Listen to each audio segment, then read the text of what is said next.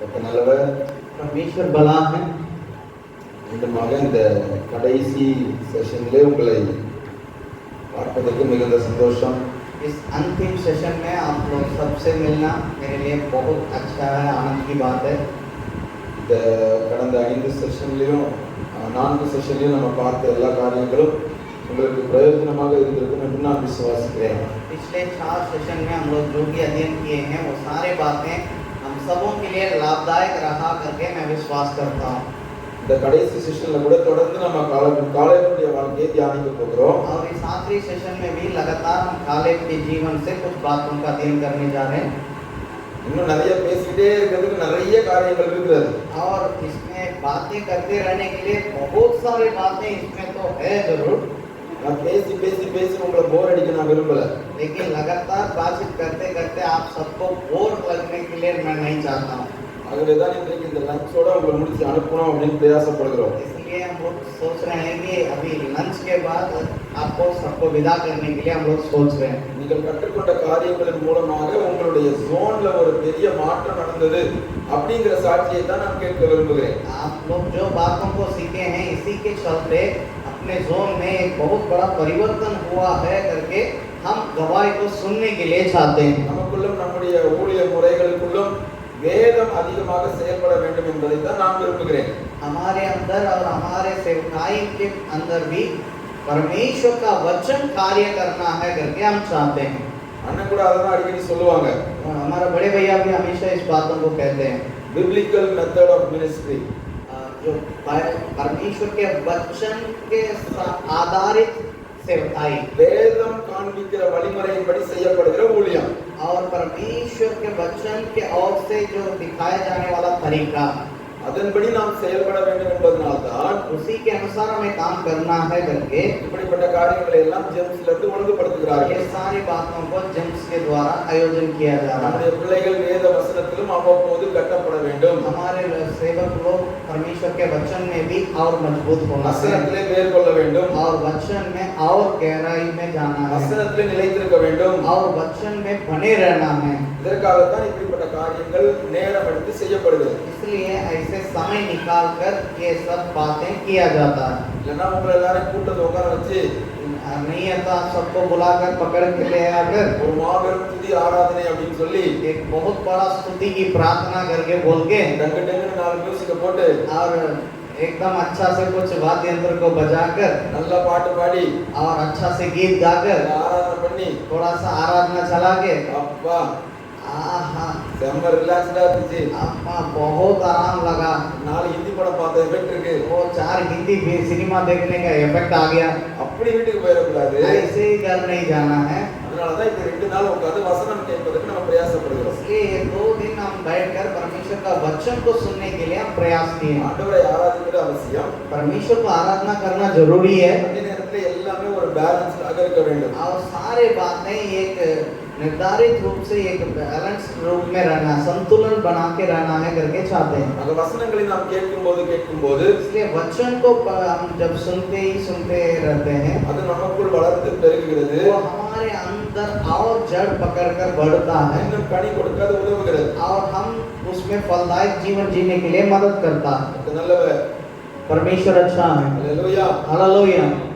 அடுத்த முறை வரும்போது இன்னும் நல்ல நம்ம முன்னாடியே பிளான் பண்ணா अगले बार जब आने के समय अगर हम लोग पहले से ही अच्छा से इसके लिए योजना बनाएंगे तो ஒரு நான் தான் வரணும் இல்ல, अगले बार केवल हम ही आना है करके யார் नहीं, வந்தாலும் நம்ம நல்ல முன்னாடியே பிளான் பண்ணோம்னா अगर कोई भी आए तो तब हम लोग पहले से यदि योजना बनाए तो இன்னும் நிறைய ஆக்டிவிட்டீஸ் உங்களை இன்வால்வ் பண்ற மாதிரி விஷயங்களை நிறைய காரியங்களை செய்யலாம். और बहुत सारे कार्यक्रम जिसमें आप भी शामिल होकर कुछ कर सकें, ऐसे कुछ योजना को हम लोग प्लान कर सकते அது हैं। இன்னும் கொஞ்சம் போர் அடிக்காம உங்களுக்கு செல்லும். वो जो है आपको बोर नहीं लगेगा, आप खुद उसमें मिलकर काम करने के लिए அப்படிப்பட்ட காரியங்களை கர்த்தர் வாய்க்க பண்ணுவாரா. ऐसे बातों के लिए परमेश्वर हमें सहायता करने पाए। அதே பகுதிக்கு திருப்பிக் கொள்ளுங்கள். யோசுவா 14ஆம் அதிகாரம். और यहोशू का 4 अध्याय में हम लोग अपने ध्यान को मोड़ेंगे। கடைசியாக என்ன பார்த்தோம்? हम लोग आखिरी में क्या देखे? 40 வயதில் இருந்த அதே பலன் 40 वर्ष में जो ताकत 85 வயதிலே அப்படியே இருக்கிறது. वो 85 वर्ष में भी कालेब के जीवन में पाया जाता அந்த है। பலன் எனக்கு இருக்கிறபடினாலே इस सामर्थ सलामत उनको रहने के चलते இந்த மலைநாட்டை தாரும் என்று கேட்கிறான். उस पहाड़ी देश को हमें दीजिए करके मांग रहा है, ஆனாலும் लेकिन இந்த பலத்தினாலே நான் மேற்கொள்ள போகிறதில்லை. इस सामर्थ से हम उस पर प्रबल नहीं होंगे। எனக்கு யுத்தத்தின் எல்லா காரியங்களும் தெரியும் என்பதனால் நான் பிடித்து விட முடியாது. मैं युद्ध के कई तकनीक को जानने के चलते मैं उसको नहीं पकड़ सकता हूँ। வெறும் யுத்த வீரனாய் இருப்பது மட்டும் போதுமானதல்ல. केवल युद्ध का सूरवीर रहने से ही वो ही काफी नहीं है। தேசத்தின் எல்லா காரியங்களையும் அறிந்திருப்பது மட்டும் போதுமானதல்ல. और देश के हर बातों को जानकारी रखना भी मेरे लिए काफी नहीं है। காலை 12ஆம் வசனத்திலே சொல்கிறான், वहाँ 12वां आयत में कालेब कहता है, கர்த்தர் என்னோடு இருப்பாரானால். यदि परमेश्वर यहोवा मेरे संग रहे। 40 வயதிலே 40वां उम्र में பாரான் வனாந்தரத்தில் இருக்கும்போது कारण मरुभूमि में रहने के समय அங்கேயும் இதே வார்த்தையை தான் சொன்னார். वहाँ भी यही वचन को कह रहा था, கர்த்தர் நம்மேல் பிரியமாயிருந்தார். और परमेश्वर हमसे प्रसन्न हो நாம் தேசத்தை மேற்கொள்ளலாம். हम देश पर चढ़ाई कर सकते இப்பொழுது हैं। பல யுத்தங்களை பார்த்தாகிவிட்டது. अभी कई एक युद्ध को देख चुका है, பல ராஜாக்களை மேற்கொண்டாகிவிட்டது. और बहुत सारे राजाओं के ऊपर चढ़ाई பல कर चुके யுத்தங்களை हैं, நடத்தியாகிவிட்டது. बहुत सारे युद्धों को चला भी दिया है। என்னுடைய யுத்த முறைமைகளிலே மாற்றம் இருந்தது. और मेरे युद्ध के तरीका में भिन्नताएं हैं। காலேப் நான் இன்றைக்கு अनेक அனுபவங்களை பெற்றுவிட்டேன். और कालेब जो मैं अभी कई एक अनुभव को अपना चुके हैं, ரொம்ப ஃபேமஸ் ஆகிட்டேன். अभी बहुत प्रचलित हुए हैं, ஆனால் அவனுடைய ஆவிக்குரிய நிலைமையிலே ஒரு மாற்றமும் இல்லை. लेकिन उनके आत्मिक बातों में कोई अंतर नहीं है, वो वैसे ही है। அன்றைக்கும் கர்த்தரையே சார்ந்திருந்தான். उसी दिन भी परमेश्वर के ऊपर निर्भर होके जी रहा था, இன்றைக்கும் கர்த்தரையே आज சார்ந்திருக்கிறான். भी परमेश्वर के ऊपर निर्भर होके जी रहा है। 40 வயதில் இருந்த அதே உறுதி, वो 40 वर्ष में जो दृढ़ता, தேவன் மேல் இருந்த பற்றுதல், वो परमेश्वर के ऊपर जो भरोसा, கர்த்தர் மேல் இருந்த நம்பிக்கை, விசுவாசம், और परमेश्वर के ऊपर जो विश्वास था और आस्था था, 85 வயதிலும் அப்படியே இருந்தது. वो 85 वर्ष में भी वो वैसे ही है। அவனுடைய சரீர பலன் மட்டுமல்ல, उनके शरीर के ताकत केवल नहीं, அவனுடைய ஆவிக்குரிய பலனும் அப்படியே இருந்தது. उनके आत्मिक ताकत भी ऐसे ही रहा। அதுதான் காலேபின் வாழ்க்கையிலே விசேஷம். वही कालेब के जीवन में एक विशेषता है। ஆக காலேப் சொல்லுகிறது என்ன? इसलिए कालेब क्या कहना चाहते हैं, இன்றைக்கும் நான் கர்த்தரையே சார்ந்திருந்தேன். उसी दिन में भी मैं परमेश्वर पर निर्भर होकर இன்றைக்கும் கர்த்தரையே சார்ந்திருந்தேன். आज भी मैं परमेश्वर के ऊपर निर्भर होकर जी रहा हूँ। ஆகவே யோசுவாவே, इसलिए यहोशू எனக்கு இந்த மலைநாட்டு தாரும். उस पहाड़ी देश को हमें दीजिए। ஹalleluya. हालेलुया। இந்த வசனத்தை வாசித்து விட்டு इस वचन को पढ़ने के बाद ஏதோ காலேப் தன்னுடைய பலத்தை நம்பி சொன்னான் என்று எடுத்துக்கொள்ள கூடாது. कालेब अपने ताकत के ऊपर निर्भर होके बोले हैं करके नहीं समझना है। எனக்கு பலன் இருக்கிறது என்று சொல்லுகிறான். हमको ताकत है करके बोल रहा है, பலசாலியா இருந்தான் உண்மைதான். वो सचमुच में ताकतवर भी था, ஆனாலும் அவனுடைய நம்பிக்கை தன்னுடைய பலத்தில் அல்ல. लेकिन वो अपने ही ताकत पर निर्भर होकर नहीं रहा। கர்த்தர் என்னோடு இருப்பாரானால் अगर परमेश्वर हमारे संग रहे, காரியம் வாய்க்கும். हमारा काम सफल होगा। கர்த்தர் நம்மோடு இருப்பாரானால் अगर परमेश्वर हमारे संग रहे, நம்முடைய ஊழியம் விருத்தி அடையும். हमारे सेवा वृद्धि होगा। கர்த்தர் நம்மோடு இருப்பாரானால் अगर परमेश्वर हमारे साथ रहे, நாம் முன்னேறி சென்று கொண்டே हम இருப்போம். लोग आगे बढ़ते जाएंगे। கர்த்தர் நம்மோடு இருப்பாரானால் अगर परमेश्वर हमारे संग रहेंगे, வெற்றிகரமாக ஓடி முடிப்போம். हम सफल पूर्वक अपने दौड़ को पूरा करेंगे। हालेलुया। ரகசியம் ஒன்றே ஒன்றுதான். वेद की बात एक ही है, ஆரம்பத்தில் இருந்த விசுவாசம், शुरुआत के जो विश्वास, ரட்சிக்கப்பட்ட நாளிலே எடுத்த உறுதிமொழி, जिस दिन उद्धार पाए उस दिन के जो अर्पणता किए हैं, ரட்சிக்கப்பட்ட நாளிலே செலுத்தப்பட்ட பிரதிஷ்டையானது और हमारे प्रतिष्ठा जो परमेश्वर के सम्मुख में उद्धार पाने के समय किया गया था, கடைசி வரை அப்படியே காத்துக்கொள்ளப்பட வேண்டும். आखिरी तक ऐसे ही बने रहना है। அதை இழந்து போவோமானால் उसको यदि हम खो बैठेंगे, நம்முடைய ஓட்டம் நின்றுவிடும். हमारे दौड़ रुक जाएगी। அப்படி காலை உறுதியாக இருந்தபடி நான் தான் इसलिए कालेब उस जगह पर वो मजबूत रहने के चलते தைரியமாக சொல்லுகிறான், वो हिम्मत के साथ कहने लगा, என்னுடைய ஓட்டம் இன்னும் முடிந்து விடவில்லை, अभी मेरा दौड़ खत्म नहीं हुआ है, இன்னும் அடைந்தாகி விடவில்லை, मैं अभी तक पा चुका हूँ करके सोच नहीं पा தேறினவன் என்று சொல்ல மாட்டேன். सिद्ध हो चुका हूँ करके नहीं कहूंगा। நான் பிடித்துக் கொள்ள வேண்டியது இன்னும் இருக்கிறது. मैं और जो पकड़ने वाली बातें हैं वो और बाकी रह गया அந்த है। கடினமான பகுதி எனக்கு தான். उस कठिन क्षेत्र को मुझे दीजिए। வசனம் சொல்லுகிறது, और वचन कहता है, தொடர்ந்து வாசித்து பாருங்கள். लगातार आप पढ़ के देखिए, அதே பகுதி அவர்களுக்கு கொடுக்கப்பட்டது, उसी जगह उनके लिए दिया गया था, அங்கே இருந்தவர்களை அவன் மேற்கொண்டான் என்று வாசிக்கிறோம். और वहां पर जो लोग थे उन पर वो प्रबल हुआ करके हम पढ़ते हैं। எவன் தேவனை சார்ந்திருக்கிறானோ तो जो प्रभु के ऊपर निर्भर होकर जीवन बिताते हैं, எவன் தேவன் மேல் நம்பிக்கை வைத்து செயல்படுகிறானோ जो प्रभु के ऊपर विश्वास करके काम करते हैं, அவன் வாயின் வார்த்தைகளையும் उनके मुंह के शब्दों को அவனுடைய இருதயத்தின் அறிக்கைகளையும் और उनके हृदय की अर्पणता को அவனுடைய உள்ளத்தின் வாஞ்சையையும் और उनके मन की लालसाओं को கர்த்தர் நிறைவேற பண்ணுவார். परमेश्वर पूरा करेगा। கர்த்தர் வாய்க்க பண்ணுவார். परमेश्वर उसको सफल करेगा। கர்த்தர் கட்டளையிடுவார். परमेश्वर आज्ञा देगा மாற்றங்களை உண்டு பண்ணுவார். और परमेश्वर परिवर्तन को लाएंगे। ரகசியம் ஒன்றே ஒன்றுதான், रहस्य की बात एक ही है, நான் கர்த்தரோடு இருந்தால், अगर हम परमेश्वर के साथ கர்த்தர் என்னோடு रहे, இருந்தால். परमेश्वर मेरे साथ रहे। அடுத்தது ஒரு முக்கியமான காரியம், और एक बात खास बात है, யோசுவாவும் காலேபும் நெருங்கிய நண்பர்கள். और यहोशू और कालेब ये दोनों मित्र थे। அவன் கேட்பது நியாயமான ஒரு விண்ணப்பம். और वो जो मांग कर रहे हैं वो एक मानने लायक बात है। அந்த வேத பகுதியை வாசித்து பாருங்கள்.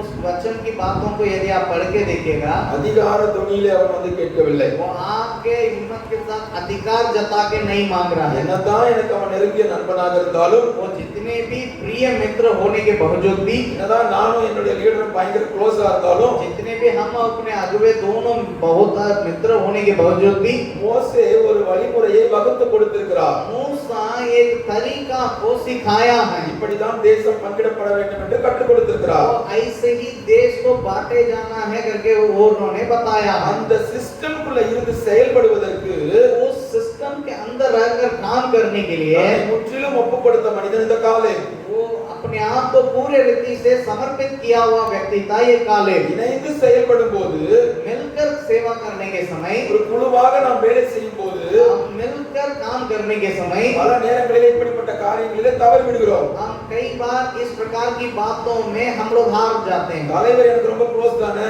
और हमारा अगुवे तो हमारे लिए बहुत माइडियर आदमी है, நான் விரும்புகிற காரியங்களை விரும்புகிற விதத்திலே செய்து கொள்ளலாம் என்று யோசித்து விட வாய்ப்புண்டு. मैं जैसे सोचता हूँ, जैसे जो काम को हम चाहते हैं उसको हम जैसे चाहते हैं वैसे कर सकते हैं करके सोचने के लिए दरकार है। ஆனால் காலேப் लेकिन कालेब தனக்கு கொடுக்கப்பட்டிருக்கிற முறைகளில் நின்று மாறாமல், लेकिन अपने जो कहे हुए तरीका से बदले बिना தேசத்தின் ஜனங்களுக்கு எப்படி செயல்பட வேண்டும் என்று மோசேயும் தேவனும் வகுத்து கொடுத்திருந்தார்களோ, लोग के देश के लोग कैसे रहना है करके मूसा के द्वारा जो तरीका बताया गया है वैसे ही அதே வழிமுறைகளின்படி செயல்பட தன்னை ஒப்புக் கொடுத்த நல்ல மனிதன். उसी तरीका में अपने आप को काम करने के लिए सौंपा हुआ एक व्यक्ति है। சில நேரங்களிலே कुछ समय நம்முடைய ஆர்கனைசேஷன் हमारे संस्था ஒரு வழிமுறையை கட்டளையிட்டிருக்கிறது என்றால், एक तरीका को सिखाया है சில तो நேரங்களில் அதை பின்பற்றுவதற்கு கடினமாக இருக்கும். कई बार उसको पालन करने में दिक्कत हो सकता है, ஆனால் ஏதோ ஒரு நோக்கத்திற்காக அது கொடுக்கப்பட்டிருக்கிறது என்பதை புரிந்து கொள்ள வேண்டும். लेकिन किसी खास मकसद के लिए वो तरीका सिखाया गया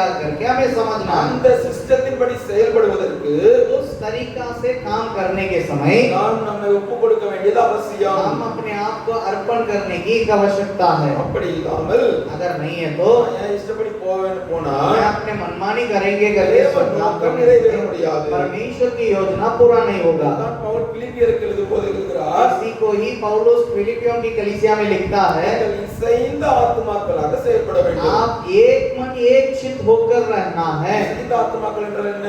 एक मन एक चित्त होकर रहना है मतलब क्या है? எல்லாரும் ஏக சிந்தையோடு, सब एक मन में आना है, ஒரு மனதோடு, एकता में आकर ஒரு வழிமுறை நமக்கு நியமிக்கப்பட்டிருக்குமானால் जो तरीका हमारे लिए कहा गया है அதிலே மனப்பூர்வமாக செயல்பட வேண்டும். उसी में पूरा मन लगाकर काम करना है। காலேப் அப்படித்தான் செயல்பட்டான். कालेब वैसे ही काम किया था। ஆகவேதான் தேவன் சொல்கிறார், அவன் வேறே ஆவியுடையவன்.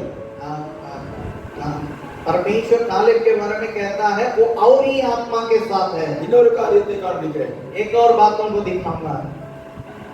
12 பேர் வேவு பார்க்க போனார்கள். 12 जन वहां जांचने के लिए, देश को जांचने के लिए गए हैं। 10 பேர் துர்ச்செய்தி பரப்பினார்கள். 10 लोग बुरे संदेश को फैलाए। அப்படி 10 பேர் துர்ச்செய்தி பரப்பின போது 10 लोग ऐसे खराब संदेश को फैलाने के बावजूद भी முதலில் எழுந்து பேசியது யார்? सबसे पहले उठ के जो कौन बोला था? யார் முதல்ல எழுந்து பேசினது? कौन बोले थे? जब 10 जन विरोध की बातों को कहने के समय, गलत सब समाचार को बताने के समय कौन सबसे पहले उठकर बोलने लगे? காலேப். அந்த 14ஆம் அதிகாரத்திலே தேவன் மோசேயோடு பேசுகிறார். उस 14 अध्याय में परमेश्वर मूसा के साथ बर्ताव करते हैं. 24ஆம் வசனத்திலே யாரை குறித்து தேவன் பேசுகிறார்? 24वां आयत में किसके बारे में परमेश्वर कहते हैं? காலேப். कालेब के बारे में. காலேப் வேலையாக்குடையவன்.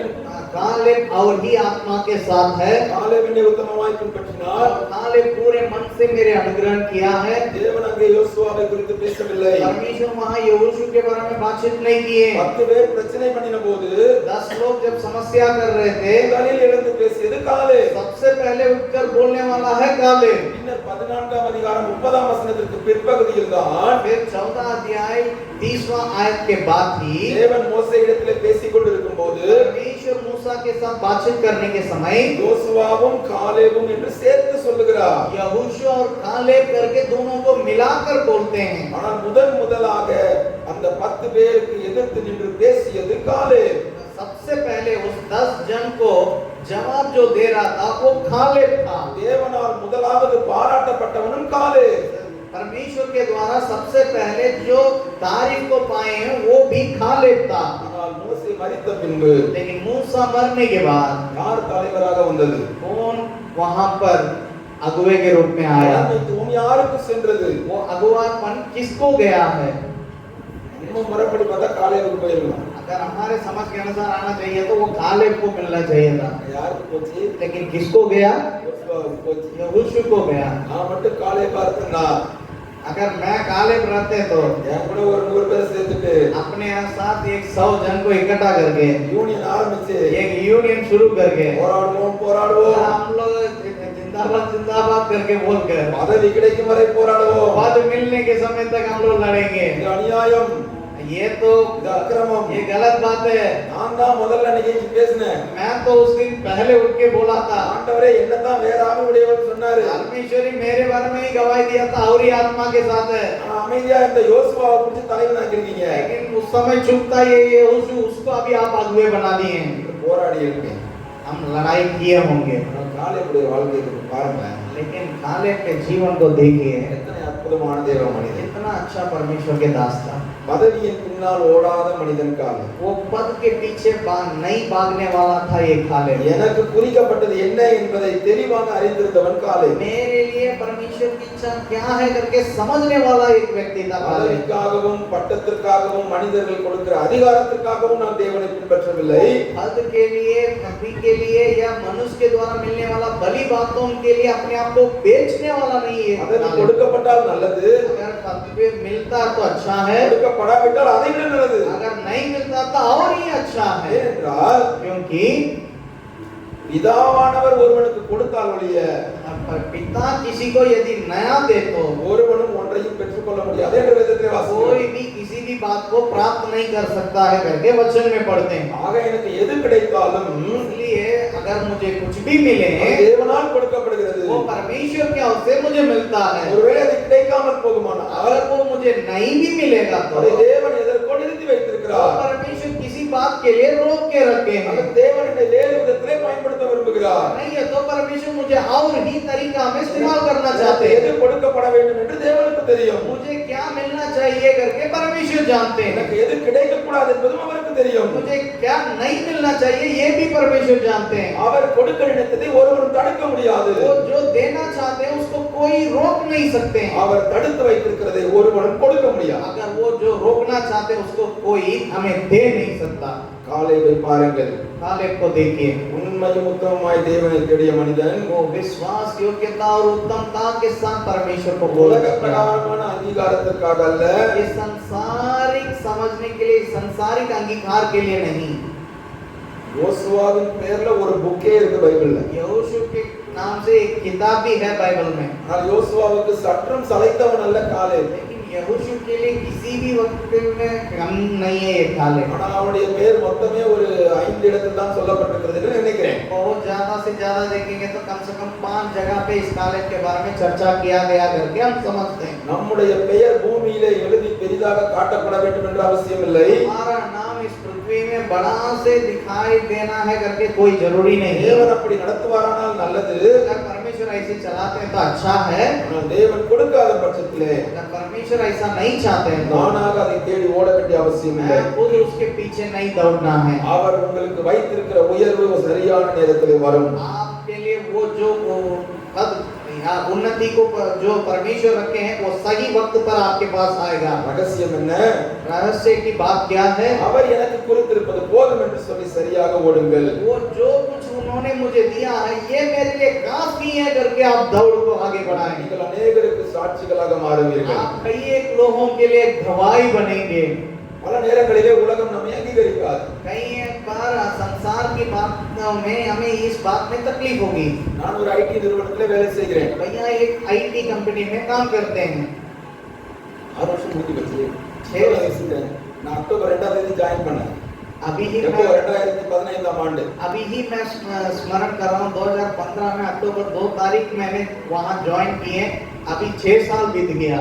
நான் ஜாயின் பண்ணது ஒரு நல்ல பொசிஷன்ல ஜாயின் பண்ணேன். हम जब वहाँ पर ज्वाइन किए थे उस समय एक अच्छा पद में हम ज्वाइन किए थे। அந்த பதவிகளை இப்படி சொல்லுவார்கள். वहाँ पद को ऐसे कहते हैं, बैंड 4, बैंड 5, बैंड 6, बैंड 7 அப்படி சொல்லுவாங்க. बैंड 4, बैंड 5, बैंड 6, बैंड 7 करके वहाँ का पद का नाम कहा जाता है। என்னுடைய எக்ஸ்பீரியன்ஸ்க்கு நான் ஜாயின் பண்ணும்போது बैंड 7ல ஜாயின் பண்ணிருக்கணும்.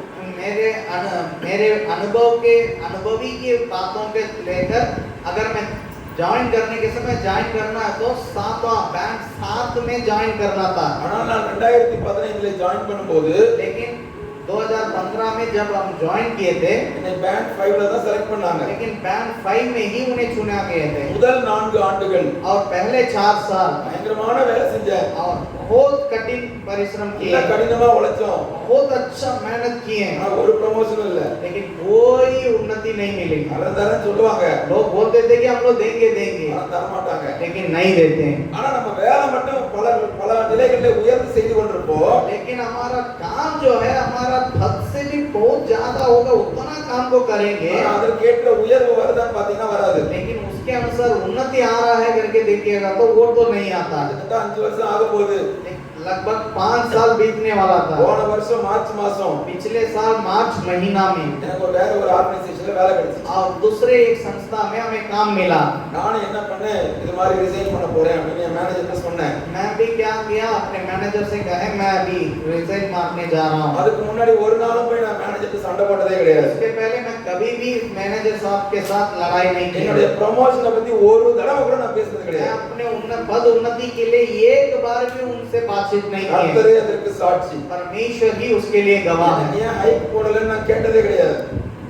सैलरी हाइक ஏன் போடலன்னு கேட்டதே இல்ல. मुझे क्यों हमारे वेतन को क्यों नहीं बढ़ाए करके कभी नहीं बातचीत की है। நான் பேப்பர் போட்டேன், ரிசைன் பண்ணேன். मैं उन लोगों को इस्तीफा को लिखे और रिजाइन किए। மேனேஜர் கால் பண்ணாரு. मैनेजर ने बुलाया, நம்மளுடைய டைரக்டர் உங்கள்கிட்ட பேசணும்னு சொல்றாங்க. हमारा डायरेक्टर आपसे बात करने के लिए चाहते हैं भाई। தாராளமா பேச சொல்லுங்க. तो बोले आराम से बात करने बोलिए। அவர் ஒரு சீனியர். वो एक सीनियर व्यक्ति था, அவர் ஃபோன் பண்ணாரு. उन्होंने हमें बुलाए। என்ன ஜான் நீங்க பாட்டு ரிசைன் பண்ணிட்டீங்களாமே? और क्या जॉन आप अचानक रिजाइन मार दिए? ஆமா. वो बोले हाँ। எங்க போய் ஜாயின் பண்ண போறீங்க? आप कहाँ जाके ज्वाइन करने वाले हैं? சொன்னேன் இந்த கம்பெனில இந்த ஆஃபர் கிடைச்சிருக்கு, இவ்வளவு பேக்கேஜ்ல போறேன். और वो बोले कि फलाना कंपनी में ऐसा एक ऑफर हमें मिला है, हम इतना वेतन के साथ वहाँ पर ज्वाइन करने जा रहे हैं। சிலர் அதெல்லாம் சொல்ல மாட்டேன்னு சொல்லுவாங்க.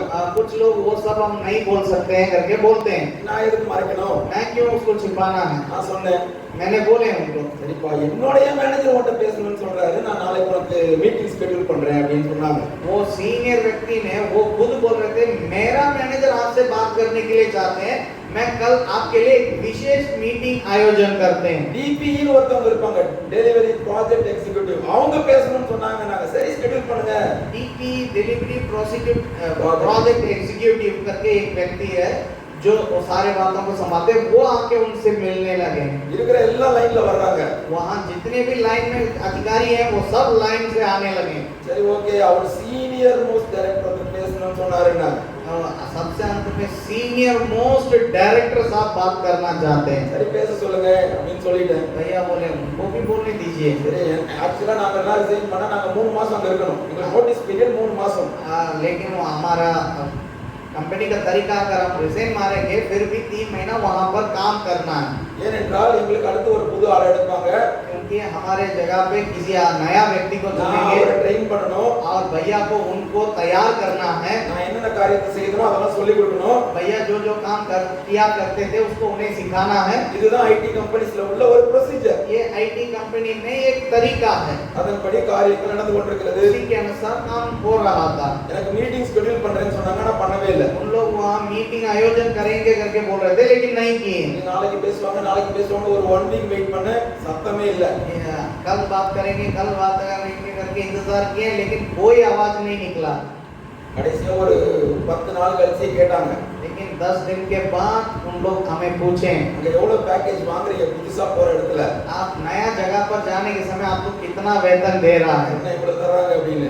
हमने बोले कि इतना उन लोगों ने ऑफर किए ஆஃபர் லெட்டரோட காமிக்க ரெடி அப்படின்னு சொன்னேன். और मैं ऑफर लेटर को भी आपको दिखाने के लिए तैयार हूँ। சரி ஓகே நாங்க பேசிட்டு வரோம் போயிட்டாங்க. फिर हम लोग बातचीत करके आ रहे हैं करके बोल के उन लोग खुद चले गए। ஒரு 2 நாள் கழிச்சு ஒரு மெயில் வந்துச்சு, वो 2 दिन के बाद एक मेल आया, அதே பேக்கேஜ் இங்க தரோம், उतना ही वेतन हम लोग इधर ही देंगे, கொஞ்சம் அதிகமாவே தரோம், उससे भी थोड़ा ज्यादा भी देंगे। ஒரு ப்ரமோஷன் இல்ல, ये कोई उन्नति नहीं, டபுள் ப்ரமோஷன் தரோம், डबल प्रमोशन दे रहे हैं। தயவு செஞ்சு உங்க ரெசிக்னேஷன் ரிவோக் பண்ணிருங்க, आप अपने इस्तीफा को वापस ले लीजिएगा। அது நல்லவர். परमेश्वर अच्छा है। அவர் எங்க எப்படி உயர்த்தணுமோ परमेश्वर किसको कहाँ ऊंचा करना है அவர் நேரத்துல அவர் சரியாக உயர்த்துவார். अपने समय पर उसको पूरा करेंगे। போன வருடம் पिछले साल அந்த மார்ச் மாதத்துல मार्च महीना அந்த में லாக்டவுன் ஆரம்பிக்கிறதுக்கு ஒரு வாரத்துக்கு முன்னாடி ये लॉकडाउन शुरू होने का 1 सप्ताह से पहले என்னுடைய ரிவைஸ்டு ஆஃபர் லெட்டர், मेरा जो उनका नवीनीकरण किया हुआ उस ऑफर का लेटर, ரிவைஸ்டு பேக்கேஜ் वो पूरा रिवाइज्ड पैकेज, वेतन बढ़ाया हुआ पैकेज எல்லாம் கைக்கு வந்து சேர்ந்துச்சு. सब हाथ में आके मिल गया। அடுத்த வாரம் லாக்டவுன் போட்டாங்க. उसके अगला सप्ताह से लॉकडाउन हो गया। ஆண்டவர் பார்த்தாரு, परमेश्वर देखा, மகனே நீ ஆபீஸ் போய் போய் வேலை செய்யற, बेटा तुम ऑफिस जा जाकर काम कर रहा है, 25 கிலோமீட்டர் வண்டியில போணும், 25 किलोमीटर गाड़ी से जाना है, வண்டியில வரணும், 25 किलोमीटर फिर गाड़ी से आना है, பேக் பெயின் வேற அதிகமா இருக்கு, तुमको पीठ में दर्द ज्यादा हो रहा है, அதனால 1.5 வருஷம் வீட்லயே உட்கார்ந்து வேலை செய்ய, इसलिए 1.5 साल तुम घर में बैठ के काम करना,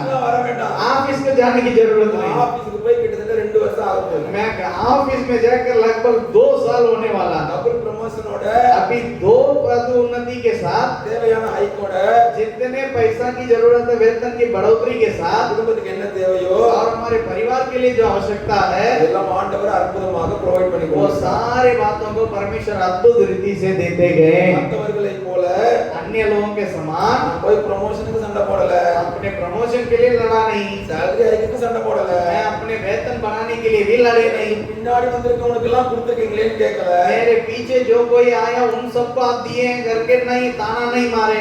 பிதாவானவர் எனக்கு கொடுக்க கட்டளையிட்டதை ஒருவனும் தடை பண்ண முடியாது. पिता जो मुझे देने के लिए आज्ञा दी है उसको कोई रोक नहीं सकता। வர வேண்டிய நேரத்துல வந்து சேரும். वो जिस समय आना है उस समय जरूर आते ही रहेगा। ஹalleluya. हालेलुया। ஊழியர்கள் அதை புரிந்து கொள்வோம். सेवक हम सब उस बातों को समझ पढ़ने पाए। உலக பிரகாரமான காரியத்திலும் इस सांसारिक बातों में भी, ஊழியத்தின் பாதையிலும் सेवकाई के मार्ग में வர भी வேண்டிய ஆசீர்வாதம் जो आशीष हमें मिलनी चाहिए சரியான நேரத்துல வந்து वो சேரும். सही वक्त पर आकर ही रहेगा। ஹalleluya. हालेलुया। ஒரே நாள்ல டபுள் ப்ரமோஷன் ஆண்டவர் எனக்கு கொடுத்தார். एक ही दिन में परमेश्वर 2 पद उन्नति दिए। அதை கொடுக்கும்போது அந்த ஒரு லீடர் இருக்கார், சர்வீஸ் இன்டகிரேஷன் லீடர்னு சொல்லுவாங்க அவர் பேர். वहां पर एक अगुवे थे जो सर्विस इंटीग्रेटर करके कहते हैं। எப்பா நான் 13 வருஷமா இங்க இருக்கேன், और இந்த கம்பெனில 13 வருஷமா ये வேலை भाई செய்றேன். हम यहाँ 13 साल यहाँ पर काम कर रहे हैं, எனக்கு நினைவு தெரிஞ்சு யாருக்கும் டபுள் ப்ரமோஷன் இங்க கொடுத்தது இல்ல. हमारे याददाश्त में किसी को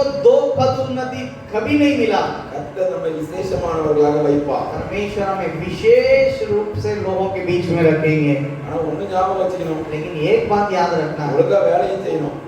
सही ढंग से काम भी करना है। கர்த்தர் என் கூட இருக்காரு, परमेश्वर मेरे साथ है करके பாட்டுக்கு இஷ்டத்துக்கு ஏமாத்திட்டு आप உட்கார்ந்திருந்தா धोखा देकर बैठे रहेंगे, கர்த்தர் இருக்கிறதையும் முடிஞ்சு விட்டுருவாரு. परमेश्वर जो हाथ में है उसको भी छीन लेंगे। கொடுத்திருக்கிற வேலையிலே உண்மையா இருக்கும். जो काम मिला है उसमें विश्वास योग्य रहना है। நான் வேறு ஆவி உடையவன், हम और आत्मा के साथ है, விசேஷ அபிஷேகம் பெற்றவன் मैं विशेष अभिषेक पाया हुआ व्यक्ति हूँ, அப்படின்னு சொல்லிட்டு ऐसे बोलकर இஷ்டத்துக்கு நான் ஏமாத்திட்டு இருந்தேனா अगर मनमानी आसानी से हम धोखा देते रहेंगे। ஆண்டவர் இருக்கிறதை பிடிக்க விட்டுருப்பார். परमेश्वर जो हाथ में है उसको भी छीन लेंगे। கர்த்தர் நல்லவர். परमेश्वर अच्छा है। ஆக தனக்கு கொடுக்கப்பட்டிருக்கிற பொறுப்பிலே சரியாக ஓடியவன் காலே. इसलिए अपने जो जिम्मेदारी उन्हें मिला है उसमें सीधे दौड़ने वाला व्यक्ति था कालेब। அடுத்ததாக ஒரு காரியம் சொல்லப்பட்டிருக்கிறது. और एक बात वहां पर कहा गया। யோசுவாவின் புத்தகம் 15ஆம் அதிகாரத்துக்கு திரும்பி கொள்ளுங்கள். यहोशू के पुस्तक उसके 15वां अध्याय में हम ध्यान को केंद्रित करेंगे। இங்கே வசனம் சொல்லுகிறது காலேபுக்கு ஒரு மகள் இருந்தார். वहां वचन कहता है कालेब को एक बेटी थी। இது ரொம்ப இன்ட்ரஸ்டிங்கான ஸ்டோரி. ये एक बहुत रुचिकर कहानी है। நல்லா கவனிங்க. ध्यान से सुनिएगा। அந்த மகளுக்கு திருமணம். अभी उस बेटी का शादी है। திருமண வயது வந்து விட்டது. अभी उसका शादी का उम्र आ गया है। காலேப் மாப்பிள்ளை தேடுறார். और कालेब वहां पर लड़का ढूंढ रहे हैं। நம்ம எப்படி தேடுவோம்? हम लोग कैसे ढूंढेंगे? என் பொண்ணு பிஎஸ்சி நர்சிங் படிச்சிருக்கா. अगर मेरा बेटी बीएससी नर्सिंग की होती மாப்பிள்ளை அதுக்கு ஏத்த மாதிரி படிச்சிருக்கணும். हम भी सोचेंगे कि मेरा दामाद भी उसके अनुसार कुछ पढ़ाई करना चाहिए கொஞ்சம் கை நிறைய சம்பளம் வாங்கணும். और थोड़ा बहुत वेतन अपने हाथ भर के लेना है ஒரு நல்ல வீடு இருக்கணும்.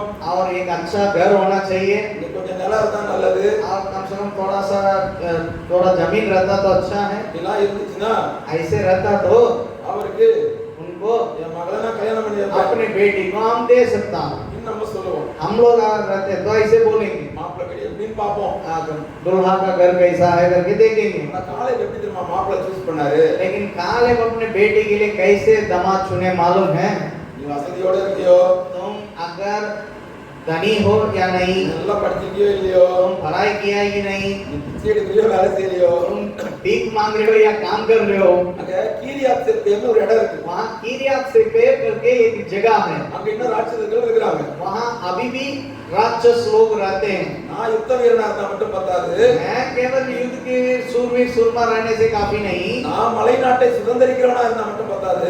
केवल मैं उस पहाड़ी देश को वश में करने वाला नहीं बनना है, நான் வீட்டுக்கு வரப்போற மருமகனும் என்ன மாதிரியே இருக்கணும். और मेरे घर में जो दामाद आएगा वो भी मेरे समान होना நான் है। வீட்டுக்கு வர்ற மருமக சோம்பேறியா இருக்க கூடாது. मेरा दामाद आलसी नहीं होना है। நான் சொல்றான், वो कहता है யார் இந்த கீரியாத் செப்பேரை பிடிக்கிறானோ जो इस किरियात सेपेर जगह को पकड़ेगा அவனுக்கு என்னுடைய மகளை திருமணம் முடித்து வை. उनको अपने बेटी को विवाह कर दूंगा करके कहता है। கொஞ்சம் யோசித்து பாருங்க. जरा सोचिएगा, காலம் ஃபுல்லா யுத்தத்தை பார்த்த மனுஷன் காலேப். सालों भर उन्होंने अपने जीवन पर युद्ध को देखा था। யுத்தம்ன்றது ரொம்ப ஈஸியான விஷயம் கிடையாது. युद्ध इतना आसान बात नहीं है। மிக கடினமான பாதை, वो एक कठिन रास्ता था, மிக போராட்டமான பாதை. वो बहुत चुनौतीपूर्ण रास्ता है। உயிருக்கு உத்தரவாதம் கிடையாது. उसमें कोई जान के लिए कोई गारंटी नहीं பல है। நேரங்களிலே சாவுக்கு சமீபமா இருந்திருப்பான். कई बार मृत्यु के करीब जाकर आना पड़ेगा। இப்படிப்பட்ட ஒரு மனுஷன் ऐसा एक व्यक्ति என்ன யோசிச்சிருக்கணும்? क्या सोचना है? என் மகளாவது நல்லா இருக்கணும். मेरा कम से कम मेरा बेटी अच्छा से रहना चाहिए। அவளுக்கு வரப்போற புருஷன் என்னைய மாதிரி இருந்திர கூடாது. उनका पति जो है मेरे जैसे नहीं होना है। வீட்ல இருந்து குடும்பத்தை நல்லா கவனிக்கிறவனா और घर में रह के परिवार को अच्छा से चलाने वाला होना நான் चाहिए। தான் யுத்தம்னே காலத்தை முடிச்சிட்டேன். मैं तो युद्ध करके ही अपनी जिंदगी काट ली है। மகளாவது சந்தோஷமா இருக்கட்டும் कम से कम मेरे बेटी शांतिपूर्वक जीवन जिए, அப்படின்னு சொல்லி ऐसे सोचकर இஸ்ரவேலுக்கு நடுவுல इस्राएल के बीच में ஒரு நல்ல வியாபாரம் பண்ற மாப்பிள்ளையா தேடல. एक अच्छा व्यापार करने वाला दामाद को नहीं ढूंढा। அன்னை போன்ற ஒரு யுத்த வீரனை அவன் மாப்பிள்ளையாக अपने தேடுகிறான். समान एक सूरवीर सूरमा जो युद्ध करता है उसको वो खोज रहा है। அது காலேப் யோசித்ததெல்லாம் वहाँ कालेब का सोच विचार सब, எனக்கு வரப்போகிற மருமகன் मेरे लिए जो दामाद आने वाला है தேசத்தின் மீது அக்கறை உள்ளவனாக இருக்க வேண்டும். देश के प्रति भली भांति छानने वाला होना चाहिए। இப்படிப்பட்ட மனிதன் காலேப். हाँ, ऐसा एक व्यक्ति था कालेब। அண்ணன் ஒரு முறை ஒரு பேட்டியில சொன்னாங்க. हमारा बड़े भैया एक इंटरव्यू में ऐसे कह रहे थे, அவங்க தப்பா சொல்லல, उन्होंने गलत नहीं बोला, நடைமுறையில உள்ளத சொன்னாங்க. वो अभी हाल फिलहाल में जो चलता है उसको कहें। மிஷனரி வாழ்க்கை என்பது ரொம்ப ஈஸியான வாழ்க்கை இல்ல. मिशनरी की जिंदगी जो है एक साधारण आसान जिंदगी नहीं है, அது மிகுந்த கடினமான பாதை. वो एक कठिन मार्ग है।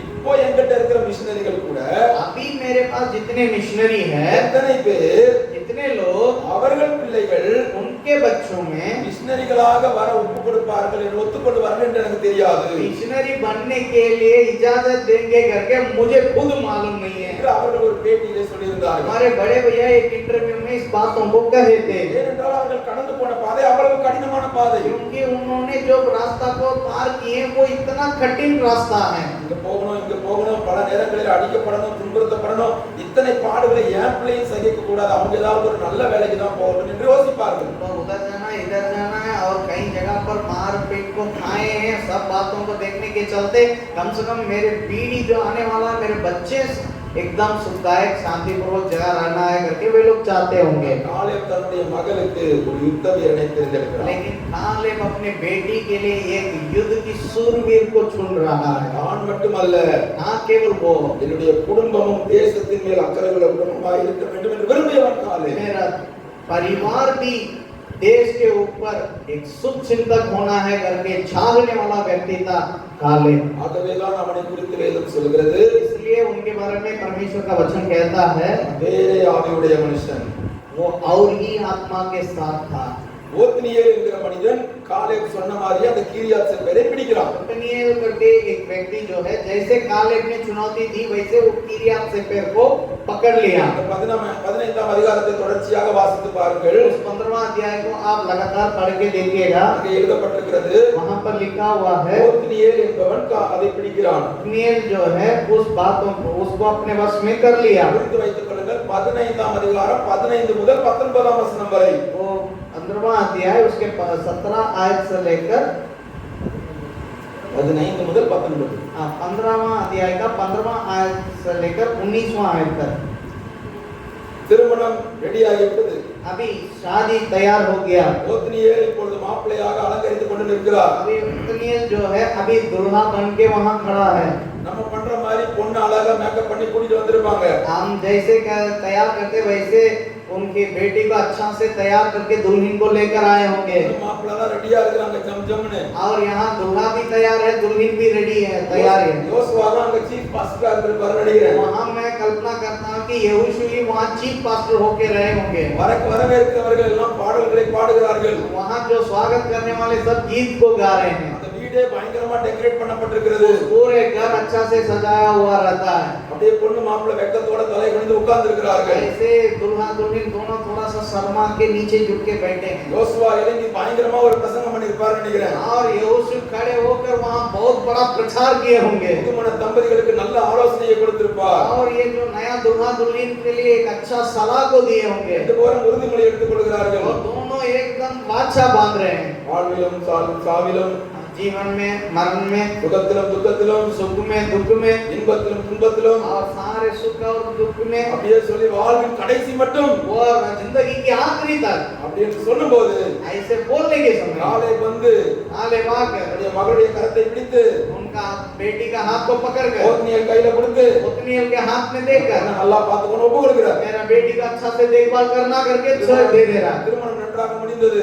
और शादी अच्छा से हो गया। விருந்து நன்றாக முடிந்தது वहाँ जितने भी बोझ था सब बढ़िया रहा, எல்லாம் முடிஞ்சிருச்சு सारे बातें खत्म हो गया। காலைக்கு சந்தோஷம் अभी खालिद बहुत खुश है என் மகனுக்கு நல்ல இடத்துல ஒரு நல்ல மாப்பிளைய பார்த்துட்டேன் और मेरा बेटी के लिए एक अच्छा दामाद को मैंने ढूंढ निकाला। மாப்பிள்ளை வீட்டுக்கு பொண்ணு அனுப்பி விடணும் अभी दुल्हा के घर के लिए दुल्हन को विदा करना। இன்னைக்கு நம்ம கார்ல ஏத்தி அனுப்போம் आजकल हम लोग ऐसे गाड़ी में चढ़ा के विदा करते அன்னைக்கு हैं, அவங்க கழுதையில ஏத்தி அனுப்பியிருப்பாங்க उन दिनों में हम लोग गधा के ऊपर चढ़ा के भेजे होंगे। திங்ஸ் எல்லாம் ரெடியா இருக்குது वहाँ सारे सामान बांधा गया அப்பா கொடுத்த பொருட்கள் எல்லாம் வண்டியில ஏற்றப்படுது और पापा ने जो कुछ दिया उनके लिए वो सारे बातें गाड़ी में चढ़ाया जा रहा है। ஓத்னியேலும் அவருடைய கழுதையோ குதிரையில ஏறிட்டாரு ओत्नीएल भी अपना गधा हो घोड़ा हो किसी में चढ़ गया மனைவியும் கூட ஏத்திக்கிட்டாரு और पत्नी को भी साथ में वो ले लिया। இப்போ மனைவி அவனுடைய மனைவி அப்படியே திரும்பி பார்க்கறான் लेकिन अभी उनके पत्नी है वो थोड़ा सा मुड़ के देख रही है, இறங்குறதுக்கு ட்ரை பண்றான் वो उतरने के लिए कोशिश कर रही है।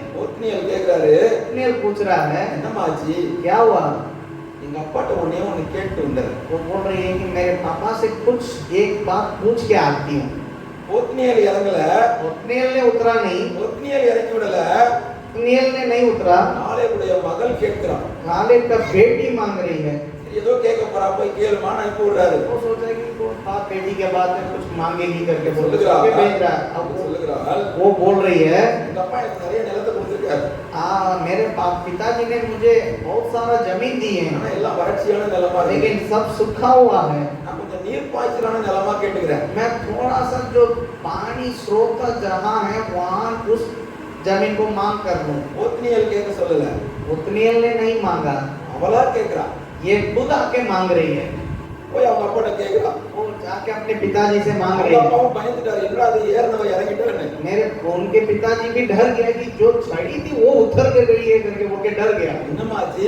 वो सीधे आके पूछ रहा, क्या हुआ बेटा? ஒண்ணும் இல்லப்பா, वो बोले कुछ नहीं बेटा, पिता நீ சின்ன வயசுல இருந்து நல்லா வளர்த்துக்கிறீங்க, मुझे बचपन से अच्छा से पालन पोषण தேவையானது किया, எல்லாத்தையும் கொடுத்துக்கிறீங்க. मेरे जरूरतें सब आप पूरा किए हैं, இப்ப கல்யாணத்துக்கு கொஞ்சம் நிலம் கொடுத்துக்கிறீங்க. अभी शादी के लिए कुछ जमीन भी दिए हैं। எப்படி பீகார்ல நம்ம जैसे बिहार में हम लोग கல்யாணம் பண்ணி அனுப்பும்போது शादी करके विदा करने के समय கொஞ்சம் நிலம் இருக்குதா, कुछ जमीन है तो வண்டி வாங்கி கொடுக்கலாமா, गाड़ी लेके दें, இப்படிலாம் பார்த்து கொடுக்குறோமோ, कुछ देख के हम देते हैं। நாளை வந்து தன்னுடைய மகளுக்காக கொஞ்சம் நிலத்தை கொடுத்துருக்காரு. ऐसे काले भी अपने बेटी के लिए कुछ जमीन दिया ஆனா है, காளையுடைய மகள் ரொம்ப புத்திசாலி.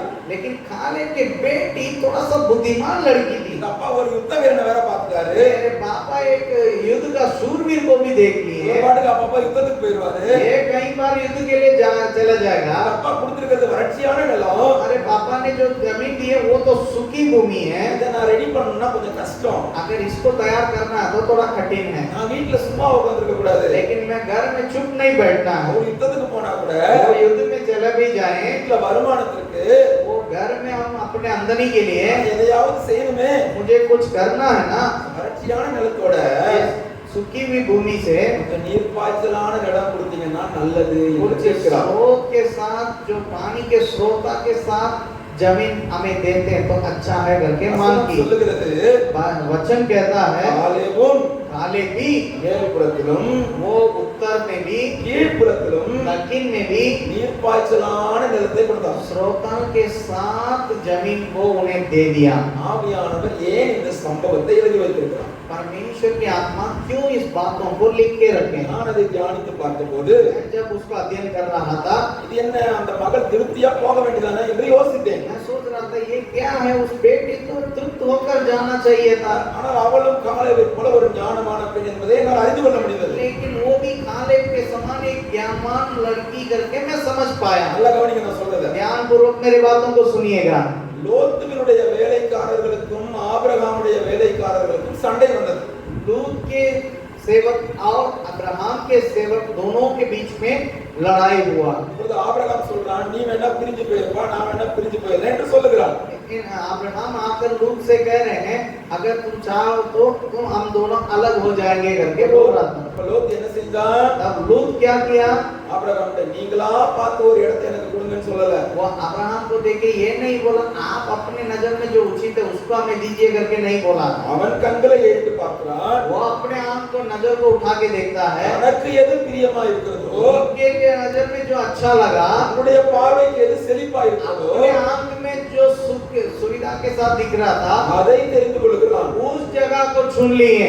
ஆனால் காலேபுடைய மகள், लेकिन कालेब का बेटी, அவளுக்கு இருக்கிறது வறட்சியான நிலம் என்று தெரியும். वो जो मिला है वो सूखी भूमि करके वो जानती थी। அவங்க அப்பாட்ட இன்னும் நிறைய நீர் பாய்ச்சலான இடம் இருக்கிறது என்றும் தெரியும். उनके पिताजी के पास और श्रोता के साथ वहां पर जमीन है करके भी उन्हें मालूम है। அவள் எப்படி கேட்டால், लेकिन वो कैसे मांगी? அந்த ஷாப்பூர்ல சென்டர்ல ஹார்ட் ஆஃப் தி சிட்டில ஒன்னு இருக்கு, அத கொடுங்க கேக்கல. वो जो शाहपुर में एकदम बीच बाजार में है वो वाला जमीन हमें दीजिए करके नहीं मांगी। அந்த சப்ரால அந்த டிஸ்ட்ரிக்ட் ஹெட்குவார்ட்டர்ஸ்ல ஒரு நல்ல இடமா கொடுங்கன்னு கேக்கல. नहीं है तो छपरा में जो डिस्ट्रिक्ट राजधानी है, जो जिला राजधानी है, उसमें एक जमीन दीजिए करके नहीं मांगी। அல்லது பட்னா கேபிட்டல் சிட்டில ஒரு பக்காவான இடமா கேக்கல. ये नहीं है कि पटना जैसे जो देश के राज्य की राजधानी है उसमें एक जगह दीजिए करके नहीं मांगी। அவள் கேட்டதெல்லாம் वो जो मांगी है, நீர் பாய்ச்சலான இடத்தை தான். मुझे श्रोता के साथ कुछ இதை जमीन நான் दीजिए, வாங்கிக் கொள்கிறேன். आप दीजिए हम ले लेंगे। அவருடைய வேண்டுதல் கேட்கப்பட்டது. उनकी प्रार्थना सुनवाई हुई। எத்தனை அற்புதமான ஒரு மகளை அவன் வளர்த்திருக்கிறான். कितना अच्छा रीति से अपने बेटी को उन्होंने पालन पोषण किया। ஆவியானவர் உங்களுக்கு சொல்லுகிறார், परमेश्वर आत्मा आपको कहते हैं, உங்களுக்கு கொடுக்கப்பட்டிருக்கிற இடம் आप जो जगह दिया गया है வறட்சியான இடமாய் காணப்படலாம். शायद वो एक सूखी हुई जमीन के रूप में रह सकता है। பல நாட்கள் ஊழியம் செய்தும் கனிகளை பார்க்க முடியாமல் இருக்கலாம். कई दिन सेवा करने के बावजूद भी फल को नहीं देख पाते பல हैं। பிரயாசத்தை பட்டும் இன்னும் நீங்கள் ஏற்ற விதத்திலே பலனை பார்க்காமல் இருக்கலாம். कई प्रकार के प्रयास करने के बावजूद भी उसके अनुसार फल को नहीं देख पाते होंगे। ஒன்றை புரிந்து கொள்ளுங்கள், एक बातों को याद रखिए, வறட்சியான நிலத்தை கொடுத்ததும் காலேப். वो जो सूखी हुई भूमि को जो दिया वो भी कालेब था। அதே பெண் கேட்டபோது वही बेटी जब मांगी थी, நீர்ப்பாய்ச்சலான இடத்தை கொடுத்ததும் காலேப். श्रोता के साथ जमीन को भी कालेब ने दिया। நீங்கள் இப்ப இருக்கிற ஊழிய ஸ்தலத்தையும் கொடுத்தது ஆண்டவர். आप जिस स्थान में रहते हैं उस स्थान को आपको दिया है वो परमेश्वर ही है। நீர்ப்பாய்ச்சலான இடத்தை கேட்கும்போது अगर आप एक श्रोता के साथ एक जगह को परमेश्वर से मांगने के बाद உண்மையிலேயே கேட்கும்போது सचमुच में जब आप मांगेंगे, ஆண்டவரே என்னுடைய இடத்தை செழிப்பாக்கும் என்று கேட்கும்போது हे प्रभु हमारे जगह को प्रभु परिवर्तन कीजिए, रूपांतरण कीजिए करके मांगने के இன்னும் समय, என்னுடைய எல்லையை விஸ்தாரமாக்குங்கள் என்று கேட்கும்போது और हमारे सीमाओं को बढ़ा दीजिए करके बोलने के समय, அதிகமான கனிகளை பார்க்க வேண்டும் என்று கேட்கும்போது और बहुत सारा फल को देखना चाहती हूँ करके कहने के समय, தேவன் உண்மையிலே கட்டளையிட உண்மையுள்ளவர். परमेश्वर सचमुच में आज्ञा देने के लिए विश्वास योग्य है। விருப்பத்தை நிறைவேற்றுகிறவர். आपके लालसाओं को उत्तम पदार्थों से तृप्त कर सकता है। அவருடைய ஸ்தலங்களிலே அவர் செழிப்பை கட்டளையிடுவார். आपके जगह पर परमेश्वर हरा भरा कर देंगे। மிகப்பெரிய பலனை நீங்கள் பார்ப்பீர்கள். आप बहुत बड़े फल को अपने क्षेत्र में देखेंगे। வறட்சியான நிலத்தோடு ஆண்டவர் உங்களை விட்டு விடுகிறதில்லை. और सूखी हुई जगह पर आपको नहीं छोड़ेंगे। மேற்புறத்திலும் கீழ்ப்புறத்திலும் நீர்ப்பாய்ச்சலான இடம் உங்களுக்கு கட்டளையிடப்படும். उत्तर में दक्षिण में हर जगह स्रोत से भरा हुआ जमीन भी आपके लिए दी जाएगी। விசுவாசிக்கிறவன் பெற்றுக் கொள்கிறான். विश्वास करने वाला प्राप्त करता அவர் है। மேல் நம்பிக்கை வைக்கிறவன் அடைகிறான். परमेश्वर के ऊपर भरोसा करने वाला उसको प्राप्त करता है। செய்ய வேண்டியது ஒன்றே ஒன்றுதான். हमें करना क्या है वो एक ही बात है। கர்த்தரின் மேல் பிரியமாயிருந்தார். अगर परमेश्वर मुझ पर प्रसन्न रहे, அவர் என்னோடு கூட இருந்தார். अगर वो मेरे संग रहे तो என்னுடைய காரியங்களை வாய்க்கப்படும். मेरे काम को सफल पूर्वक करेंगे। காலேபுடைய ஓட்டம் மட்டுமல்ல, ना केवल कालेब के दौड़, அவனுடைய குடும்பத்தாரின் ஓட்டமும் தேவனுக்கு முன்பாக நேர்த்தியாயிருந்தது. उनके परिवार के दौड़ भी परमेश्वर के नजर में सीधे मार्ग में, खरा मार्ग में चल रहा था। இதே இந்த திருமண சம்பவத்தை यही शादी के घटना को நியாயாதிபதிகளின் புஸ்தகம் ஆரம்பத்திலும் நீங்கள் பார்க்கலாம். न्यायों के पुस्तक के शुरुआत में भी हम देखेंगे। அதை வாசிக்கும் போது உங்களுக்கு ஒரு சந்தேகம் வரும். जब हम उसको पढ़ते हैं तो थोड़ा सा आपको संदेह आ सकता ஏன் है, இரண்டு இடத்திலே எழுதப்பட்டிருக்கிறது? क्यों ये दो जगह पर लिखी गई है, எப்பொழுது இந்த திருமணம் நடந்தது? कब ये शादी हुआ था। என்னுடைய கணிப்பின்படி मेरे अनुमान से இது யோசுவாவின் நாட்களிலே நடத்தப்பட்ட ये திருமணம். यहोशू के दिन में किया हुआ एक शादी की था। அப்படியானால் ஏன் நியாயாதிபதிகள் முதலாம் அதிகாரத்திலே இது எழுதப்பட்டிருக்கிறது? क्यों ये न्यायों के पुस्तक पहला अध्याय में लिखी गई है। அங்கே ஓத்னியேல் யார் என்பதை காட்ட வேண்டிய அவசியம் உண்டு. वहाँ ओत्नीएल कौन है करके कहना बहुत जरूरी था। ஏன் தெரியுமா? क्यों मालूम है? யோசுவாவின் நாட்களுக்கு பிறகு यहोशू के दिन के बाद, யோசுவா 110 வயதுள்ளவனாய் மரணம் அடைந்தான். यहोशू 110 साल के बाद वो मृत्यु हुआ। காலேபும் சில நாட்களிலே மரித்து போயிருக்க வாய்ப்புண்டு. और काले भी कुछ दिन के बाद मर गए। யோசுவாவின் மரணத்திற்கு பிறகு और यहोशू के मृत्यु के बाद ஜனங்கள் நீண்ட நாட்கள் தேவனை பின்பற்றினார்கள். लोग कई एक दिन परमेश्वर के पीछे चल रहे थे। நேற்றே நான் சொன்னேன், कल हम बताए थे நியாயாதிபதிகள் 2ஆம் அதிகாரத்திலே न्यायों के पुस्तक उसके दूसरा अध्याय में தேவனை அறியாத வேறொரு சந்ததி எழும்பிற்று. वहाँ परमेश्वर को जाने बिना एक पीढ़ी उत्पन्न हुआ। அவர்கள் பாகால்களை பின்பற்றினார்கள். ये लोग बाल देवता को पूजा करने लगे। அந்நிய தெய்வத்தோடு சம்பந்தம் கலந்தார்கள். लोग अन्य देवता के साथ रिश्ता कर मानने लगे। முழு தேசமும் தேவனை விட்டு பின்வாங்கி போனது. और पूरा देश परमेश्वर से पीछे हटने लगा। அப்பொழுது ஆண்டவர் ஆங்காங்கே நியாயாதிபதிகளை எழுப்ப ஆரம்பித்தார். परमेश्वर वहाँ इधर उधर से न्यायों को खड़ा करने लगे। அப்படி எழுப்பின நியாயாதிபதிகளிலே ऐसे जो न्यायी लोग उठे थे उसमें से முதல் நியாயாதிபதி யார் தெரியுமா? सबसे पहले न्यायी कौन मालूम है? நியாயாதிபதிகளின் புத்தகம் न्यायियों की पुस्तक 3வது அதிகாரம் तीसरा अध्याय 7 முதல் 11 வசனங்களை வாசித்து 7वां பாருங்கள். वचन से लेकर 11वां वचन तक पढ़ के देखिएगा। அங்கே வாசித்து பாருங்கள். அதை 3ஆம் அதிகாரம் 7 முதல் 11. 7वां तीसरा अध्याय 7वां वचन से लेकर 11वां पद तक पढ़ के देख लीजिए। इस प्रकार इस्राएलियों ने यहोवा की दृष्टि में बुरा किया और अपने परमेश्वर यहोवा के भूलकर बाल नामक देवताओं और अशेर नामक இஸ்ரவேல் ஜனங்கள் பாகால்களை பின்பற்றி தேவனை துக்கப்படுத்தினார்கள். इस्राएल के लोग जो है बाल देवता को पीछा करके परमेश्वर को दुख दिया। கர்த்தர் இஸ்ரவேலின் மேல் கோபம் கொண்டவராகி அவர்களை மெசொப்பொத்தாமியாவின் ராஜாவிடத்திலே ஒப்புக் கொடுத்தார். परमेश्वर इस्राएलियों के ऊपर गुस्सा होकर उनको मेसोपोटामिया के राजा के हाथ में दे दिया। 8 வருடம் அடிமைகளாக வாழ்ந்தார்கள்.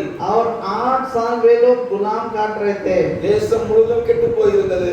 और पूरा देश बर्बाद होके रहा। அந்த சூழ்நிலையிலே ஜனத்தை ரட்சிக்கும்படியாக उस वातावरण में लोगों को उद्धार करने के लिए தேவன் ஒரு மனிதனை தேடுகிறார். परमेश्वर एक व्यक्ति को ढूंढ रहा है। இந்த மனிதனாக அவர் பார்த்தது ये ऊंचा एक उत्तम व्यक्ति के रूप में उन्होंने जिसको देखा காலேபின் மருமகனாகிய ஓத்னியேல். वो कालेब का दामाद ओत्निएल था। காலேப் தான் மட்டும் உத்தமமாக இருக்கவில்லை, कालेब ना केवल वो एक सीधा जीवन बिताया, தன்னுடைய சந்ததியும் தேவனுக்கு நிலைத்திருக்கத்தக்கதாக அவர் உருவாக்கி वो இருந்தார். अपने पीढ़ी को भी परमेश्वर में बने रहने लायक शिक्षा देकर रखे थे। யோசித்து பாருங்கள், आप जरा सोचिए நம்முடைய ஓட்டம் எப்படி இருக்கிறது? हमारा दौड़ कैसे रहता है। நாம் நிறைவாய் முடிக்க வேண்டும் அல்லவா? हम भरपूर रीति से पूरा करना है ना, நேர்த்தியாய் செயல்பட்டாக வேண்டும் அல்லவா? हमें सीधे मार्ग में काम करना चाहिए ना। நேர்த்தியாய் செயல்பட்டால் தான் நிறைவாய் முடிக்க முடியும். अगर हम सही ढंग से काम करेंगे तभी संपूर्ण रीति से पूरा कर पाएंगे। காலேபின் வாழ்க்கையை பாருங்கள். अगर कालेब का जीवन में देखेंगे, அவனுடைய தனிப்பட்ட வாழ்க்கையிலும் அவன் உத்தமத்தை காட்டினான். व्यक्तिगत जीवन में भी उत्तमता को सामना रखे, அவனுடைய ஆவிக்குரிய ஜீவியமும் நேர்த்தியாய் இருந்தது. उनके आत्मिक बातों में भी वो सीधा रहा। அவனை பார்த்து வளர்ந்த குடும்பமும் தேவனை விட்டு விலகாமல் இருந்தது. उनको देखकर बढ़ने वाला परिवार भी परमेश्वर से अलग नहीं हुआ। யோசுவா சொல்லுகிறான் அல்லவா, நானும் என் வீட்டாரும் என்றால் கர்த்தரையே சேவிப்போம் என்று. यहोशू ने कहा था ना, मैं और मेरे घराने यहोवा की सेवा करेंगे। ஒருவேளை காலேப் அந்த வார்த்தையை சொல்லாமல் இருந்திருக்கலாம். शायद कालेब उस शब्द को नहीं बोला होगा, காலேபின் வாழ்க்கையை தியானிக்கும் போது लेकिन कालेब के जीवन को अध्ययन करने के समय யோசுவா எப்படி முழு குடும்பமாக கர்த்தரை சேவித்தானோ, जैसे यहोशू पूरे परिवार के साथ परमेश्वर की सेवा किया, காலேபும் தன் குடும்பத்தோடு கர்த்தரை சேவிக்க ஒப்புக் கொடுத்திருந்தான். कालेब भी अपने परिवार के साथ परमेश्वर की सेवा करने के लिए सौंप दिया था। அருமையான ஊழியர்களே, मेरे प्रिय परमेश्वर के दास हैं, அருமையான தேவ ஜனங்களே, मेरे परमेश्वर के लोग, காரியத்தின் துவக்கத்தை பார்க்கிலும் முடிவு நல்லது. किसी काम के शुरुआत से अंत उत्तम है। ஆவியில் ஆரம்பம் பண்ணின நீங்கள் आत्मा में शुरू करने वाले आप सब மாம்சத்தில் முடித்து விடக்கூடாது. शरीर में अंत नहीं करना है। ஆவியில் ஆரம்பம் பண்ணின நாம் आत्मा में शुरू करने वाले हम सब ஆவிக்கேற்றபடி நடந்து கொண்டு आत्मा के लायक जीवन बिताकर, ஆவிக்கேற்றபடி யுத்தம் செய்து आत्मा लायक युद्ध को चलाकर, ஆவிக்கேற்றபடி நம்முடைய ஜீவியத்தை அமைத்துக் கொண்டு आत्मिक बातों में हमारे जीवन को रक्षा करके, கர்த்தரையே முற்றிலும் சார்ந்து கொண்டு परमेश्वर के ऊपर पूरा भरोसा करके வளர்ந்து ஓடுவோமானால், लगातार दौड़ेंगे तो, நின்று விடாமல் ஓடுவோமானால், रुके बिना दौड़ेंगे तो, திருப்தி அடைந்து விடாமல் ஓடுவோமானால், तृप्त हुए बिना दौड़ने के समय அடைந்தாயிற்று என்று சொல்லாமல், हम आ चुके हैं करके नहीं कहना, தேறிவிட்டேன் என்று हम சொல்லாமல், सिद्ध हो गए करके नहीं कहना, பிடித்துக் கொண்டேன் என்று मैं சொல்லாமல், पकड़ चुका हूं करके नहीं कहना, இலக்கை நோக்கி ஆசையாய் निशाने விடுவதற்கு की और प्रीति से दौड़ेंगे। ஒப்புக் கொடுக்கிறவர்கள் யார் யாரோ जो कोई उसके लिए अपने आप को समर्पित करेंगे, அப்படியே முழங்கால் படியிடலாம். ऐसे ही हम घुटना में आएंगे। கண்களை மூடி கர்த்தரை நோக்கி हम பார்க்கலாம். आंखों को बंद करके परमेश्वर की ओर ताकेंगे। அடைந்தாயிற்று என்று சொல்லாதீர்கள், हम पा चुके हैं करके बोलिए मत, தேறிவிட்டேன் என்று मैं சொல்லாதீர்கள், सिद्ध हो चुका हूं करके बोलिए நான் मत, பிடித்துக் கொண்டேன் என்று मैं சொல்லாதீர்கள். पकड़ चुका हूं करके बोलिए मत। நீங்கள் போக வேண்டிய தூரம் வெகு தூரம். और आपको कहीं एक दूर यात्रा तय करना है। மோசே மரித்து விட்டான், உண்மைதான். मूसा मर गया, वो सच है, ஆனால் தேவ ஜனமே நீ வனாந்தரத்திலே நின்று கொண்டிருக்கிறாய். लेकिन परमेश्वर के लोग अभी तुम मरुभूमि में खड़ा है। வனாந்தரத்திலே வழியிலே உன் ஓட்டம் நின்று விடக்கூடாது. जहाँ मरुभूमि में रास्ता में आधा में आपको दौड़ नहीं रुकना है। வந்தவரை போதும் என்று சோர்ந்து விடக்கூடாது. इतना मिल गया इतना काफी है करके बोल के रुकना नहीं है। ஊழியம் மோசேயுடையதல்ல, सेवा मूसा की नहीं थी, ஊழியம் எந்த மனிதனுடையதும் அல்ல, सेवा किसी इंसान की नहीं है, ஊழியம் கர்த்தருடையது. सेवा परमेश्वर का है। மனிதனையும் நம்பி ஆண்டவர் இருக்கவில்லை. किसी भी मनुष्य के ऊपर भरोसा करके परमेश्वर नहीं रहे। எந்த சக்தியும் தேவ ஊழியத்தை தடை பண்ண முடியாது. कोई भी ताकत परमेश्वर की सेवा को रोक नहीं सकता। அப்படிப்பட்ட விலையேற பெற்ற ஊழியத்தை ऐसे बहुमूल्य सेवा को ஆண்டவர் உங்கள் கையிலும் என் கையிலும் परमेश्वर கொடுத்திருக்கிறார். आपके हाथ में मेरे हाथ में दिए हैं। ஏன் கொடுத்திருக்கிறார்? क्यों उन्होंने दिया है? உங்கள் மேலும் என் மேலும் உள்ள நம்பிக்கையினாலே. आप पर मेरे ऊपर जो भरोसा है उसी के चलते। நாம் பல நேரங்களிலே வழிவிலகி போயிருக்கலாம். हम कई बार रास्ता भटक गए होंगे, நாம் பல நேரங்களிலே பாவத்திலே விழுந்திருக்கலாம். हम कई बार पाप में गिरे गए होंगे, ஆனால் உங்களையும் என்னையும் கொண்டு செய்ய விரும்பிய காரியத்தை, लेकिन आपके द्वारा मेरे द्वारा परमेश्वर जो करने के लिए चाहते हैं, உங்களையும் என்னையும் கொண்டுதான் அவர் செய்ய விரும்புகிறார். आपके द्वारा मेरे द्वारा ही परमेश्वर करना चाहते हैं। ஆகவேதான் इसलिए ही 3 தரம் மறுதலித்த பேதுருவை 3 बार इनकार करने वाला पतरस को மீண்டுமாக கலிலேயா கடலுக்கு தேடி செல்கிறார். फिर से गलीलिया के उस समुद्र के किनारे वो ढूंढ के जा रहे हैं। எந்த மீன் பிடிக்கிற தொழிலை விட்டுவிட்டு பேதுரு ஆண்டவரோடு வந்தானோ, जो मछली पकड़ने वाला काम को छोड़कर मसीह के पीछे पतरस आया था, அதே மீனை பிடிப்பதற்காக கடலுக்குள் காத்துக் கொண்டிருக்கிறான். वो वही मछली को पकड़ने के लिए अभी समुद्र में इंतजार कर रहा है। இயேசுவை சந்தித்த போது எப்படி மீனே கிடைக்காமல் கஷ்டப்பட்டானோ, ऐसे मसीह से मिलने के समय बिना मछली मिले बिना दिक्कत को सामना किया।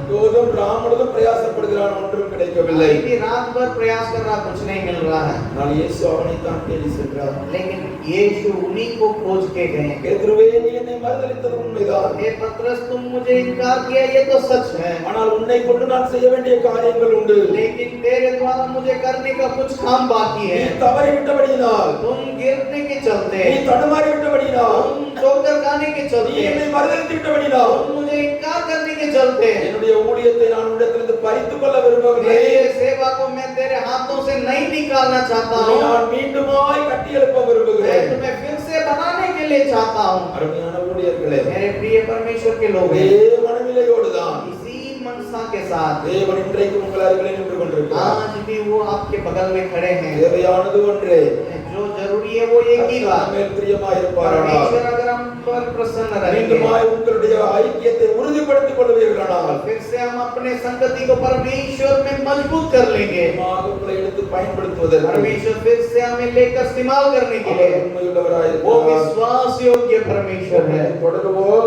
हम सेवा को आगे बढ़ाएंगे நித்தியாக செயல்படுவோம், और सीधा मार्ग में काम करेंगे நிறைவாக முடிக்க கர்த்தர் உதவி और செய்வார். संपूर्ण रीति से अंत करने के लिए परमेश्वर हमें मदद ஜெபத்திலே करेगा। உங்களை ஒப்புக் கொடுங்கள். आइए हम सब मिलकर प्रार्थना करने के समय கர்த்தர் अर्पण உங்களை करेंगे। ஆசீர்வதிப்பாராக. परमेश्वर आप सबों को आशीष देने இந்த पाए। ஊழியர்களிலே கர்த்தர் விருத்தியை கட்டளையிடுவாராக. इस आपके सेवकाई में परमेश्वर उन्नति को आज्ञा देने पाए।